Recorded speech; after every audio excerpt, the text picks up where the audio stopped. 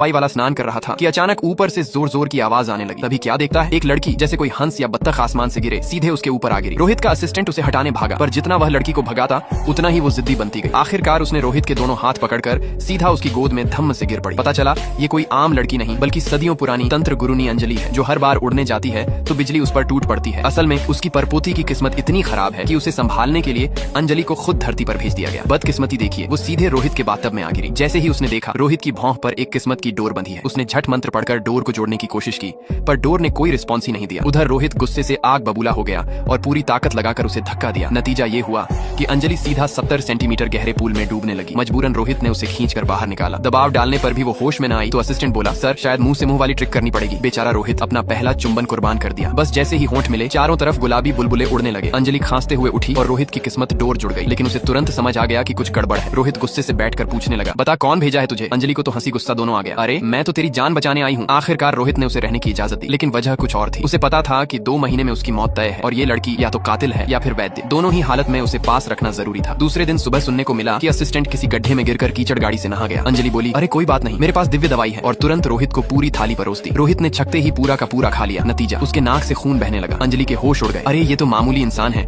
मेरी दिव्य दवा कैसे सहन करेगा? तभी बाहर बिजली देव छोटू बिजली खड़े मिले। उन्होंने कहा, अगर ये सच में तेरी औलाद का भाग्य साथी है तो इसका इलाज आसान है, इसे तुम्हारे साथ रूमानी मिलन करना पड़ेगा। अंजलि ने सिर पकड़ लिया। हद है, ये मेरा परपोता है और तू कह रहा है शादी शादी खेलूं? लेकिन अब हालात ऐसे थे कि उसने रोहित को बचाने के लिए सीधे बिस्तर पर दबोच लिया। रोहित पूरा जोर लगाकर भागने की कोशिश करने लगा, पर अंजलि ने मंत्र मारकर उसे जाम कर दिया। तभी कमाल हुआ, रोहित ने पूरी ताकत लगाई और अचानक सारी दवा की शक्ति अपने अंदर खींच ली। अंजलि हैरान, अरे ये साधारण इंसान मेरी तांत्रिक शक्ति तोड़ गया। अब उल्टा रोहित ने उसका ठोड़ी पकड़ लिया। अंजलि समझ गई कि दवा का असर काम कर गया है। वो भागने लगी, लेकिन रोहित को रोक न पाई और धप्प से जमीन पर गिर गई। अंजलि सोचने लगी, लगता है ये अब नहीं मरेगा। उसने झट से प्रणाम किया और गायब हो गई। लेकिन जैसे ही उसने उड़ने की कोशिश की, पता चला कि अब उसका जादू 100 मीटर से बाहर काम ही नहीं करेगा। मजबूरी में वो वापस रोहित के घर लौटी और दरवाजे पर टकरा गई। रोहित पहले से गुस्से में था। उसने उसे अपनी टाई बांधने को कहा। हजारों साल पुरानी गुरुनी को टाई बांधना कहाँ आता था।